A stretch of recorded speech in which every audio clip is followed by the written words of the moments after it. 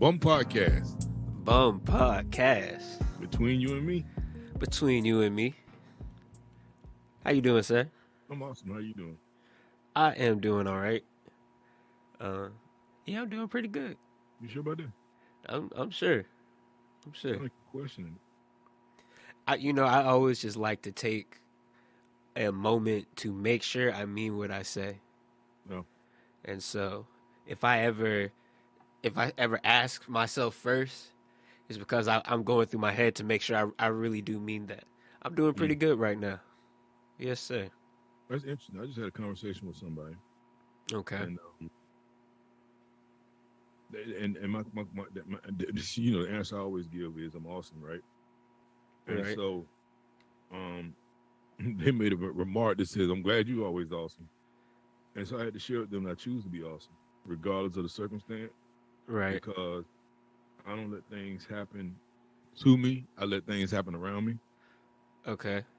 And they didn't understand that concept. It was like, yeah, people always try to tell you that. They always try to tell you not to worry about stuff. But how you just stop worrying about stuff? I'm like, well, I ain't trying to tell you not to worry about anything. However, what I am saying is, and think about this. Okay. You give things consent to bother you. I agree wholeheartedly. Yeah. And so I was trying to explain. I said, like, say for instance, what I say? I say for instance, I say that your clothes are ugly, right? I'm just saying words. Right. How you take those words and how you allow those words to affect you have everything to do with how you feel about me and how you feel about the words that I speak. Right. And so to that she was like, well, I'm not talking about people saying stuff to me. I said, okay, well, say for instance you're on your way to work and you have a flat tire, right? You got a flat tire, and then you start thinking, oh my God, I'm gonna lose my job. Oh my God, they're gonna do something to me. Oh my God, I gotta call the tow truck. Something happened to me on the side of the road. Right. Oh, can I afford to get my tire fixed? Well, all these things. And you get anxiety about all those things. You don't have to get anxiety about all those things. All those things are true. Those are facts. But you can They're choose not to even deal with the facts. moment. Huh? I said, and they're not even facts. I mean, well, no, they are facts. The fact is you have a flat tire. Well, what I was saying was like the flat tire was a fact. Okay, Everything yeah, else but was you possibilities. may not lose your job. Right. You may not Right. lose your job. I mean, it may not cost you anything to get the flat fixed. Yeah, you're right. You're right. Okay. And so, but my thing is, but you let the thought of all of these possibilities derail you. Right. You allow yourself to spiral. Right. And you allow yourself to spiral as opposed to staying in the moment and dealing with stuff in the moment. Learning from it. Take learning lessons from it and say, hey, man, why did my tire go flat? Maybe I didn't check the air pressure before I left town, before I left home. Right. Maybe I had a slow leak the whole time and I could have, this is the weekend. I could have done something about it on the weekend. And then when you realize those things, then you start putting things in place to help you mitigate issues in the future, but also help you understand that it ain't like something just came to derail you or to kill you. You're negligent in that regard, and you could do something about being negligent. And you still move on happily. I agree with all of that. So do I agree with all of that. Why am I telling you this? I don't know. It's fine because I think that is a great introduction to what I want to talk about today.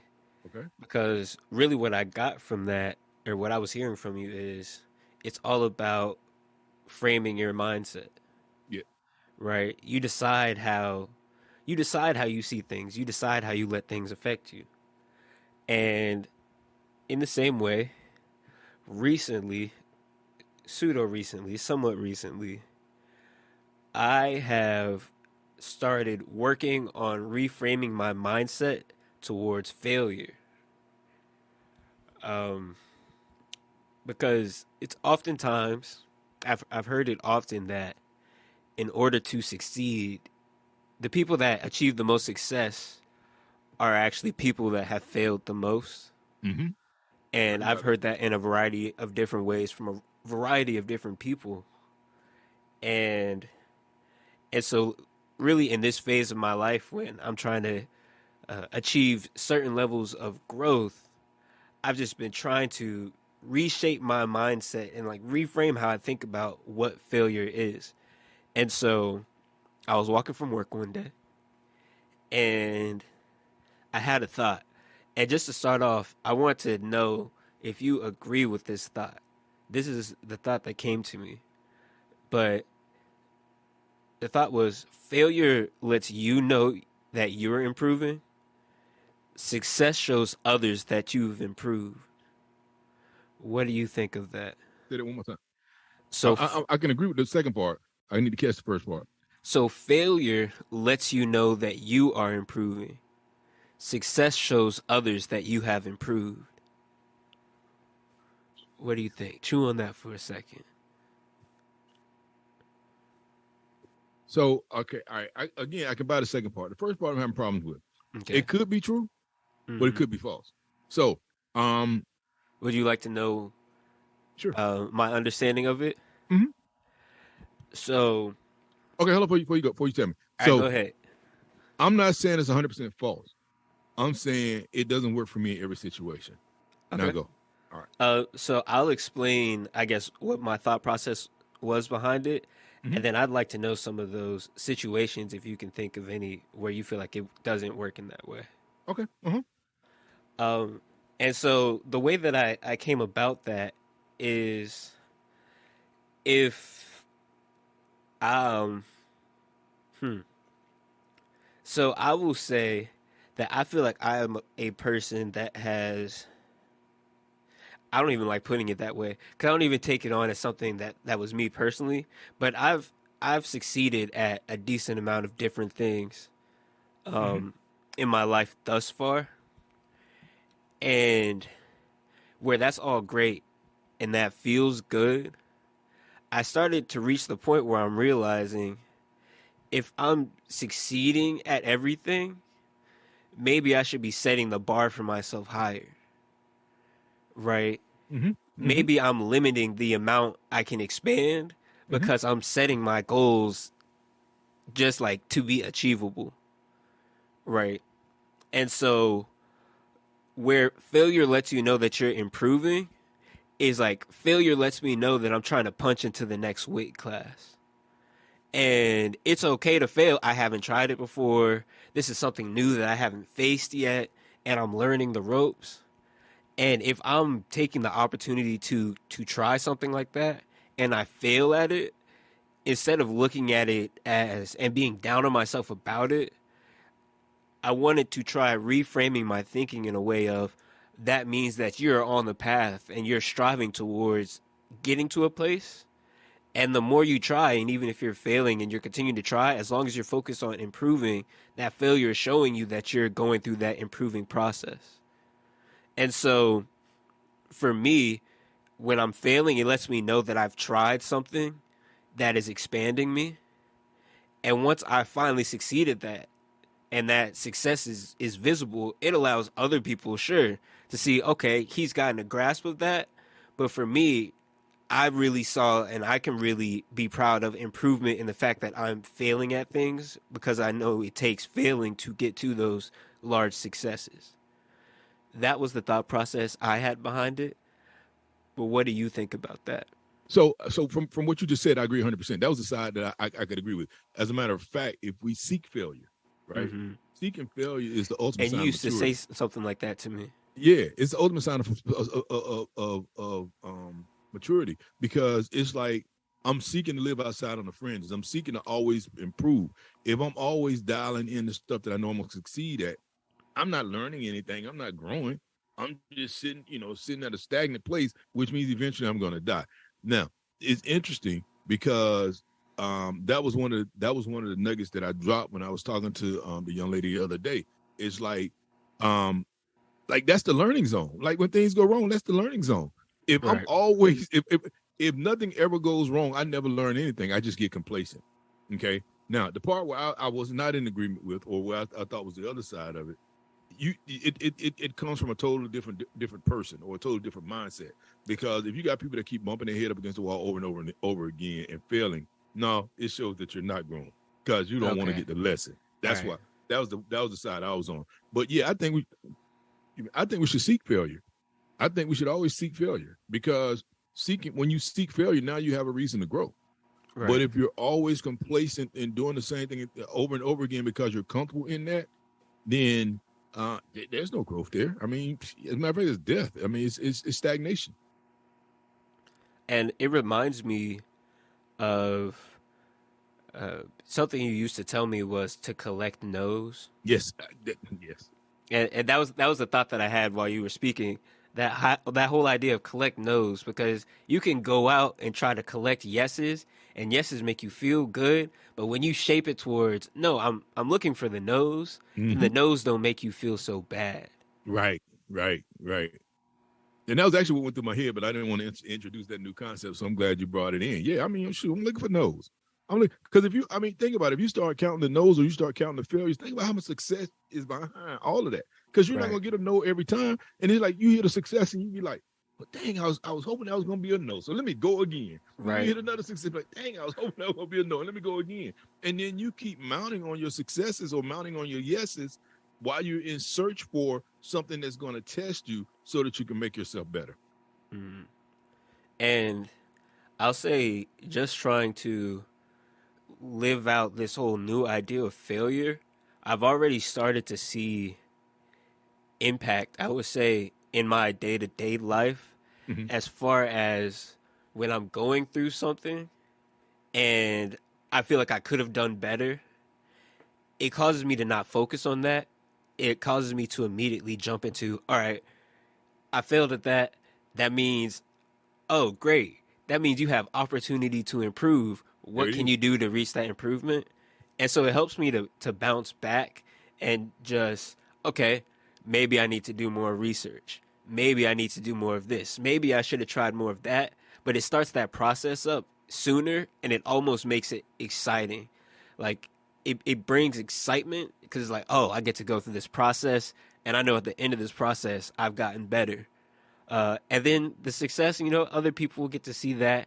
But it's really like, okay, when I mess up those mistakes, those mishaps, when I know that I can go back and reshape those, it's starting to make that makes me feel good more than just the success itself. So I'm gonna hit you with that on a couple. I mean, I had so many thoughts that's going through my head, man. God, dog. So I'm gonna tell you one from a parent's perspective first, because that's the one that's near to me. Like, and that's why parents should coach kids through failure and not always Mm, prop kids up in success, because having you to feel that and be able to now begin to process that, again, is a mature thing to do. But if you're always accustomed to just somebody caretaking for you or somebody being the hero in your life and always making sure that they prop you up so that you only see the success side of it, whenever you get to the failure side of it, it becomes catastrophic. And right. we don't want that. That's not what we want at all. The other thing I was gonna say, and it's always about this whole intentionality thing, man. That whole plus minuses and deltas that we used to do. Right. That's what it's always about. It's like, okay, yeah, things go right. Yeah, they do. But things also go wrong. Let's look at what went wrong and let's look at what we can change to make life better. And it's amazing because a lot of people, like I do, I do speaking engagements and things like that, or trainings and stuff.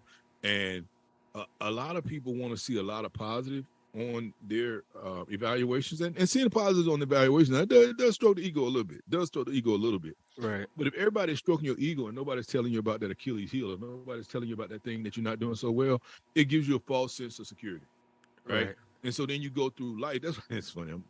Some of you said to me earlier today, but you go through life and thinking, I mean, I'm the greatest. You know what I'm saying? Uh, And nobody ain't telling you that. Well, bro, you're walking with two left shoes on, or you know what I'm saying? It's like, right. I'm gonna let him walk. Nah.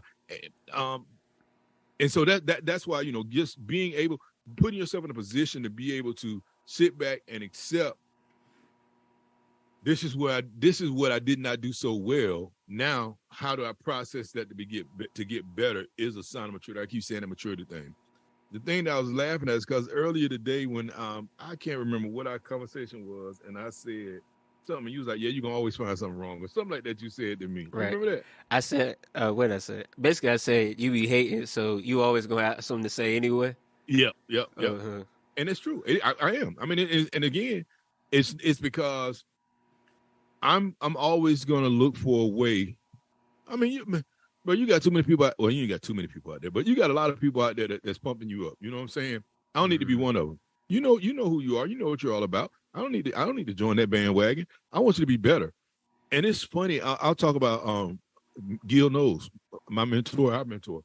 The one thing about Gil, man, it was so funny, man. This dude would beat me up every day, And like you know what? every day. Well, I'll let you go there first, but I want to say something about that as well. And it's amazing that it helped me. Well, I guess I already had thick skin, but it helped me develop thicker skin. But it also helped me to take a critical look at myself every day, which means that every day I'm bringing my A game. Every day I'm trying to be better. Every day I'm taking in information every day to tell me what I do wrong and how can I become better.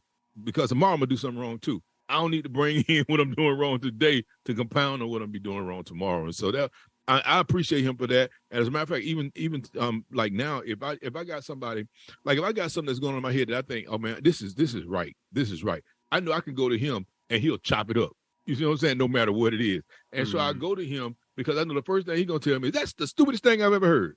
And then we'll have dialogue. And then if it makes sense, he'll come back and say it makes sense. But he ain't gonna just tell me from the beginning it makes sense. Go ahead. Right. And well, so the first thing I wanted to say, and I had a thought while you were talking too, like I need a notepad for when we have these conversations because I'll be having so many different thoughts, and I'll be wanting to like, let me write that down, let me put a pin in that so I could come back to it. But what I was just gonna say, just because you brought up Mr. Gilbert Knowles, I just think when you said that our mentor, I just thought it was cool to like he say he's mentored 2 generations. Yeah. And I thought that was cool. So shout out to him. Shout out to Gil Knowles. We might have to get Gil on the show. We should do that one of these days. We should. But the other thing was how you were talking about the whole. There's a lot of people that'll pump you up, but finding ways that you can improve. Mm-hmm. Because one of the thoughts that I had was, even in that, and dealing with that with you, and you like always looking for like, okay, but what's the ways that we can improve from this? There's a lot of which I'll give you and mother, both of my parents, props for this. But there was a lot of things that we had set up and systems we had in place that, which y'all would explain to me why these things were in place. Like, for example, the plus, minuses, and deltas.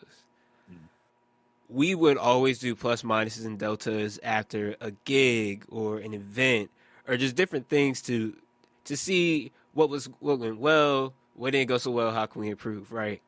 And whereas I knew why we did it and I knew that was important, it's crazy because now that I'm older, now that I'm kind of on this path of figuring out what growth for me looks like personally and how I can help myself towards growth, it's cool.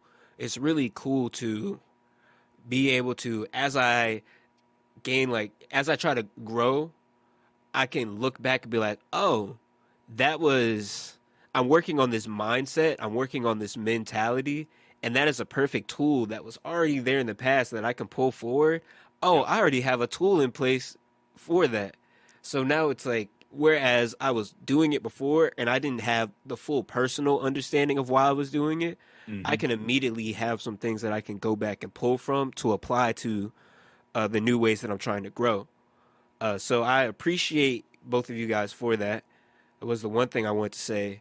And then as far as with the finding or the looking for no's and looking for ways to improve, there's certain things, like for one, that I do every day.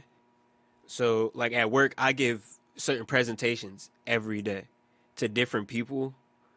And the cool thing is I'm able to find novelty in reaching new levels with it. Because I know it's not just like the success, the outside of what people are looking at. Like, oh, that was good. Great. I'm glad you appreciate it. I'm glad that was good for you. Now what's my next level? And it's great to be able to not only just because it feels like I'm constantly improving, but the new added novelty of searching for that improvement actually makes it fun more than a pressure. Because when you take that, I know sometimes failure can be a taboo topic. like to say, oh, I failed at that is almost like, oh, it's harsh. Don't be down on yourself. Don't kick yourself. But really, it doesn't have to be that taboo. It just, okay, now this is fun. It's almost like a game. Okay, what's the next level I can take it to? Dang. All right, so I've applied this new standard for myself. Didn't quite reach it this time, but now we can go back and we can work on it. We can go and shop and work. Oh, I've reached it. Okay, what's the next thing I can do to get better at that? And it adds like this novelty to life. And I find for myself personally, in ways that I can almost make life like it's a game, right? That you don't have to take it so serious, and you don't have to be so serious about the serious things. Mm. You know, the life holds a strong weight, and if you let it be a heavy weight, then it can weigh you down. It can push you down instead of allowing you to accept that to raise up to that level. And so I find for myself, when I make it fun for myself, it's like, okay, like lifting these weights is fun.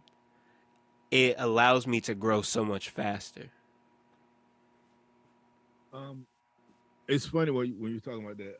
Tiger Woods, man, he was amazing for whatever people think about him.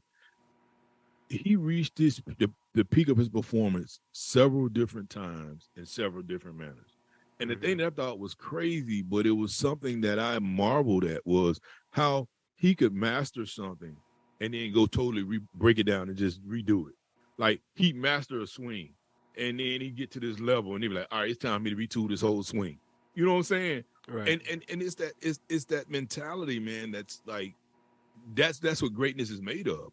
Greatness is, I'm never gonna rest on my laurels. I'm never gonna just sit down. I'm always gonna find a way to push myself and make myself better. I was just watching this movie last night. I don't remember the name of it, but Adam Sandler. It was Hustle. Huh? It was Hustle. Oh, I saw it because I was trying to get on Netflix and I couldn't watch my show because you was watching Hustle. But yes.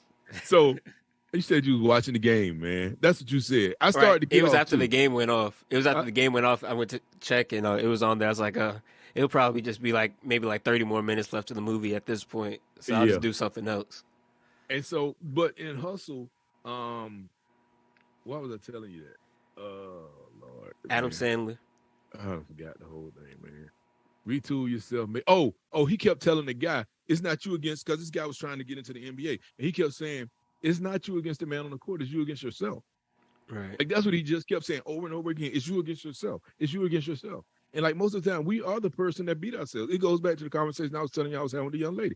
It's like we walk into this with a defeated attitude because of what happens around us. No, Let it happen around you. Learn from it. Take it in. It's a part of your environment. And then be determined that I'm going to grow from it. But in the meantime, I'm awesome. I just got punched in the face, but I'm awesome. Because guess what? I ain't died.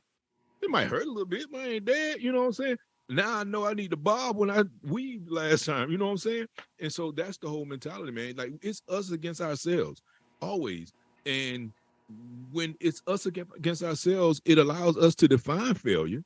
It allows failure not to be final. It allows failure to be fun, as you said. Right. And I think when failure is fun, you're reaching a nice place, a nice flow in life. I wanted to touch on something else, a little bit of well, we don't have to call it a tangent. We're going to see how it goes. Usually it finds its way back. But, dang, I done said all of that. I went on that tangent. That made me forget what I was about to say. But I wanted to talk, I guess, about goal setting is kind of an overarching way to put that, since we are talking about reaching those new levels of success through failure.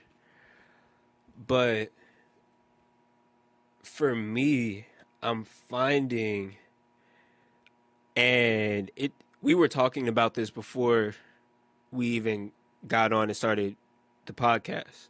I made a comment about this, a quick comment on the side, that sometimes I find it overwhelming to try to find new knowledge. Not trying to find new knowledge, but try to take in new knowledge. Like when I'm about to start a book, I almost have this level of, okay, am I mentally prepared to take all of this in right now? And the thought that I had was, I was speaking on the presentations and how trying to find the new levels of presentations.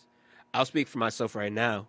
One of the things that I found that I want to improve on is public speaking for one, but really just my speech and conversation communication in general.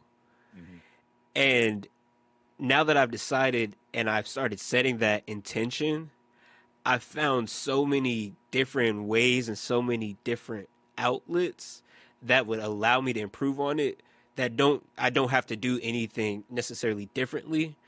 I just have to be intentional about it because we always talk about that word intentionality. Because I've been watching these videos about improving in your speech and I'm thinking, wow, I know I'm going to have to talk. I know I'm going to have to sell. I know I'm going to have to do this. I'm going to have to do that. Even when it comes down to, I've always been interested in learning foreign languages. Like, learn English first. Yeah. But I'm realizing now that I've set that goal for myself, and it allowed me to open my eyes to, oh, for one, we do this podcast every week. I can be improving in my speech while doing the podcast if I'm intentional about that beforehand. I do those presentations every day. I can get better at that if I'm intentional about it beforehand. I set what my goal is, and you find you don't even have to change your life and change what you're doing all the time so much. It doesn't have to be so focused on adding new things to the plate. Sometimes it's just refocusing and reframing the way that you're looking at the things that you are doing currently. Right. Being intentional And about it. right. And so really it's all about mindset, I think, is what it comes down to. Because the way we started this whole conversation was reframing your mindset. How do you refocus your mindset to achieve what you're trying to achieve, or to not let things bother you the way that they bothered you before? How can we just improve in that kind of way? And I guess I call intentionality the word of the day. Be intentional about how you look at things, Right. right? Okay. Be intentional about finding mindsets that serve you, and don't fall into kind of what we talked about last week, the loops that we get stuck in, the cycles that we get stuck in that are safe. Continue to try to improve, continue to try to find new ways to fail, and you'll find that you'll be succeeding so much more. Yeah, I agree. Intentionality is the word, and I mean and that's why it really is important, the people that you hang around, the people you spend time with, right? Don't spend major time with minor people, because you need to spend the time with people that are willing to help you to elevate your mindset. I had this guy, man, trombone, Mike Jones, God rest his soul. Mike taught me the word misery lovers, right? He's like, we ain't got friends, we got misery lovers, because misery loves company. You know what I'm saying? And I was like, dang, that's so deep, you know. But that's what I find a lot of times. You know, that would have been good for that one podcast. Man, people going places don't have time to worry about mundane stuff going on around them. You know what I'm saying? And so if you align yourself with somebody that's going places, they're gonna make sure you keeping up if you going. But if you lag behind and you're not doing what it takes to, you know, to stay up, to stay the pace, they gonna say, all right, bro, I'm out because I'm gone. You know what I'm saying? They don't have time to deal with stinking thinking or flaunting failure, or I mean, you know what I'm saying? That kind of stuff. It's like, all right, yeah, it happened. It happened around us. It didn't happen to us. Let's keep moving.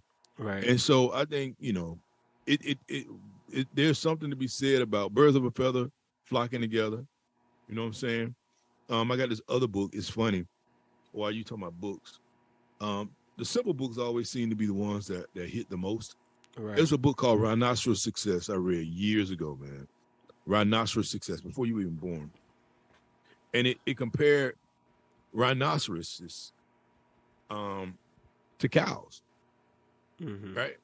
And it talked about how rhinoceroses will run through the jungle and brush up against the trees to get their to scratch their itch, or to like scratch an itch, or well, no, just to get they got thick skin. Yeah, they scratch your itches. Yeah, they scratching itches, but the thick skin, man, they can rub up against trees and all kind of stuff. They charge in the jungle, but cows stand in the middle and eat grass all day long until they go to slaughter. You know what I'm saying? And it's like, man, So yeah, that book, Round Out Your Success, man, it really taught me about having thick skin. That might be where the beginning of having thick skin came from. You know what I'm saying? The fact that Okay. things happen around us don't necessarily happen to us.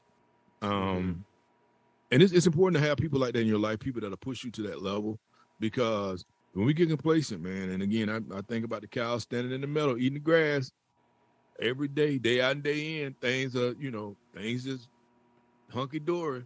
Next thing you know, they start leading you to slaughter. Next thing you know, you're T-bone. Mm. And I'm quiet because I was trying to find a quote. I see. um, Um, so you were talking about what was I about to say? As I'm still trying to find this, you were talking about the people that are around you, right. Uh-huh. and one of the things that I have heard before in the past is you are a sum of Sum total. or the sum total of, I guess, the major five people that are around you are the five people you spend the Mm-hmm. majority of your time with. Mm-hmm. And I saw somebody, dang, I I gotta start. Well, I don't know that I want to document things until they come up later and we have conversations about it. But Uh-huh. I wish I remembered this guy's head off of the top of this guy's name off the top of my head. Excuse me. But so he was speaking on the same concept, but he used this the Bruce Lee quote, which is not really a Bruce Lee quote. It is a Buddhist proverb, but Bruce Lee used to say it. But when the student is ready, The the teacher will teacher will appear. appear. Yes. And he used that proverb, that quote, but related it to your circle, your Mm-hmm. inner circle. When you're looking to improve and you're looking to grow, finding people that fit well in that circle, that group of five, when you are ready, when the teacher's ready, the master will appear. That's what Mm-hmm. the Bruce Lee quote is. But or when the student's ready, the master will appear. But using that same approach, like when you are ready, when you're intentional, when you know what you are looking for, how you are trying to grow, then you can find people and the people around you that are already propped up for that position in your life will Mm-hmm. become apparent to you because you opened your eyes to and you let yourself know what you are truly looking for. And that's something that I think I will be doing very soon. Not I think I will be doing. It's something that I should be doing, so I should do it. So I will Yep. do it. You should. But I think I'm gonna figure out the five most pressing things that I think I want to improve upon right now and see if I can find five, like a person for each one of those things that I can reach out to and build a relationship with and build a connection with. That's Um, good. oh, go ahead. I said it's good stuff. All right. So, Um, I was I heard the sermon today. Um, Spoiler alert: we're talking Christ, we're talking church. uh um, so I heard the sermon today, and the pastor was talking about, um, he was talking about Joseph, the father of Jesus, and he was talking about, I don't want to butcher it, but essentially what he was saying was Joseph had to get rid of the wise men in his life, right? hmm And then he had to leave the place where he was, and so and he was kind of relating it to, the wise men had a purpose for being in Joseph's life, but he couldn't hang on to the wise men. Like the wise men came and they were bearing gifts. Wait a minute, hold up. The three wise men came bearing gifts, right? Right.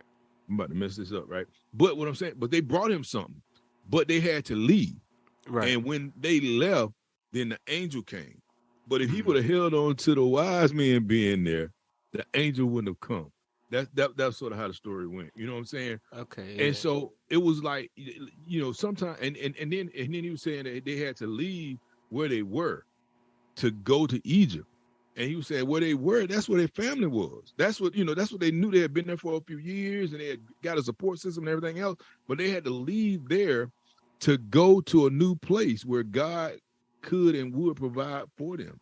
And then he was kind of relating it to how we are in the natural, how we want to hang on to some things well beyond the time that that is even doing us any good. And as long as we hanging on to that stuff, we can't get what is new and profitable or or purposeful for us. Mm-hmm. And so, again, I'm not. Well, first of all, I don't collect friends. That's the first thing. I don't collect friends. But sometimes there are people in your life. I hear people this cliche, a reason, a season, or a lifetime. I'm not even talking about that. But there are some people in your life that, like right now, y'all traveling on the same path, everything good. When y'all ain't traveling on the same path, it don't mean that y'all fall out of relationship. It just means y'all ain't the top 5 no more. You know what I'm saying? They're like, now they drop back to the 10, they drop back to the 15. They may come back up to the top 5 again. But in this time in your life, you need to be around somebody that's doing something else. And it's so fun because now I'm about to get passionate about this because now I'm thinking about how I even, all through college, my conversation with you, when I talk to you, like, who your friends right now? And I always ask you, like, what are they doing? Where they graduate? What's their major? What they plan on doing with their life? Because for me, that's what it always relates to. It's always relate to, like, am I congruent with the person I'm hanging out with? Mm-hmm. Because if I'm not congruent with the person I'm hanging out with, at some point, either they're going to start bending themselves to do what I want to do, or I'm going to start bending myself to do what they want to do. And at that point, it's bad for both of us. Or like I've had people that want to come in, well, let me come help you. I'm like, what do you get out of this? You know what I'm saying? Man, this dude blew my Kevin Brooks, man. Kevin Brooks, this ain't even a plug because I can't tell you who he is. I just know his name's Kevin Brooks. And this dude told me I was trying to do some work with him. And I knew why I wanted to do some work with him. And I just couldn't articulate it. And I was asking him, could I help him build his empire, right? And the reason why I wanted to help him to build his empire is because I wanted the work that it would have taken me to go into helping him build his empire was the work that I wanted to do. Okay. And so his response to me was more so, because he's like, I ain't finna pay you, so I don't even know why you're hanging around me. That kind of thing. But his thing to me was, what are you getting out of this? And that taught me a lesson. And so it taught me to then begin to ask the same question of people that come around me. It's like, what are you getting out of this? Right? Because at the end of the day, I want us both to win. And sometimes us being together is not advantageous for either one of us. Even though it feels good, it's not advantageous for either one of us. And so we can't win together. We have to win separately. Then at some point, we may be able to come back together and win. Mm-hmm. And I've coached people on that same concept. When you have, two people who are friends or whatever, they'll come to me and they're like, well, this is what I do. And another person like, this is what I do. How can you help us to work together? Y'all can't. Like, y'all on 2 totally different missions. Y'all need to separate, do what y'all need to do. And then at some point, y'all feel like there's some congruent area for you to work in, then do so. But at this point, y'all need not be trying to build together because y'all not doing the same. Y'all not on the same mission. That's good stuff. Right. Sometimes you have to make that space. Right. It's not even always making that space. Sometimes you have to allow that space. Mm-hmm. Because if you're hoarding in and you're keeping everything around you, these people or these specific circumstances or whatever it may be, if you're hoarding all of this stuff around you, you don't have any room for anything new or anything better to come in. And so I guess we should constantly and consistently be evaluating our circle, our circumstances. Is this serving me? Is this getting me to where I want to be? And also, we should always be monitoring where we want to be as well. Keep your eye on your goal so that you can reach it. And then you can figure out, all right, what serves me reaching that goal? What serves that purpose so that I can reach that? Yeah, make your main thing your main thing. Keep your main thing your main thing. Yeah. I like that. Good stuff, son. I appreciate it. Thank you for I was just gonna say, thank you for being part of that conversation. Yes, sir. Yes, sir. I was interested in having that conversation with you. And it could probably go so much further, so many different places. Probably. the way we communicate, Yeah. the way we converse. But Bum podcast. Bum Podcast. Between you and me. Between you and me. Holla.